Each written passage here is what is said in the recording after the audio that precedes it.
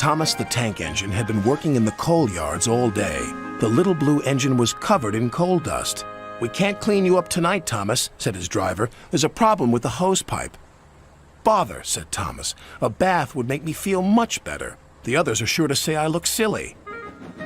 But the engines were too busy arguing to notice Thomas. James was talking loudest of all. "I deserve a new coat of paint. Sir Topham Hatt says I'm the pride of the line, and—" "Rubbish," huffed Henry. "We're all the pride of the line." "It's been like this all day," confided Percy to Thomas. "James is getting a new coat of paint and won't stop boasting about it." "Why, James? I'm the one who needs a new coat. Look at me." "I'd rather not," retorted James. "You're not a pleasant sight, and wouldn't understand the needs of a really important engine." Thomas was fuming. Next morning, as James was being repainted, Henry had an accident. "If you can't push cars properly, Henry, why not talk to a tree instead? You know how much you like the forest." "As a matter of fact, Bossy Boiler, Sir Topham Hatt is inspecting the island for trees that are too close to the line. He's worried they might cause trouble." "Pah!" laughed James. "If I came upon a tree, I'd just push it aside." "Really?" Henry replied. Soon James was showing off his paintwork. "Make way for an important engine." "You wouldn't feel important if one of those trees crashed on you. You'd feel hurt," reproached Percy. "Rubbish! It wouldn't dare." "You should be careful, James. Trees can be just as powerful as engines," advised Terence. "Oh, please."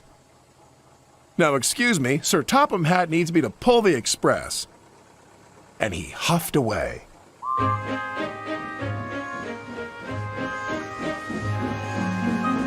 But James was wrong. "You must go to the yards and collect an important goods train, James. It's heavy, so be careful," said Sir Topham Hatt. "But, sir, I've just been repainted. Can't Thomas or Percy do it? They're dirty and like working with freight cars." "Really useful engines don't argue." So James didn't. By the time he arrived at the yards, the weather had changed for the worse. "Your color's nice, James. Pity about your face, though," said a freight car. James ignored them and set off.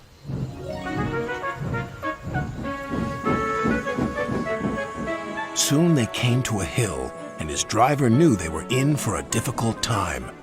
An old tree close to the track was being blown by the strong winds, and the rain had weakened the slope.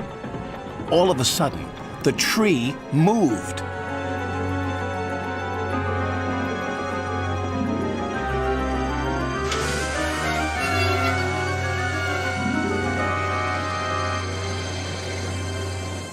"Oh, help!" cried James. "Go away!" But of course, the tree couldn't. James tried to reverse away from the tree, but his train was too heavy. Then he heard a whistle. "It's Thomas," called his driver. James felt embarrassed and worried that Thomas would laugh at him, but Thomas didn't. He knew this was no time for teasing. "Beep, beep." "I'm ready," whistled Thomas.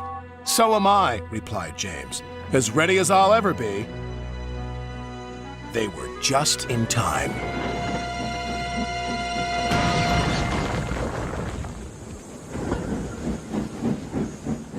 Later, James spoke to Thomas. "Percy and Terence were so right to warn me. Thank you for rescuing me, Thomas." "Oh, that's all right. We engines must pull together, whatever the weather." Just then, Edward bustled in. "Sir Topham Hatt thinks you're both brave engines. Thomas, you're going to have a new coat of paint. And James, Sir Topham Hatt says that tomorrow you'll pull the special express." Everyone was very happy.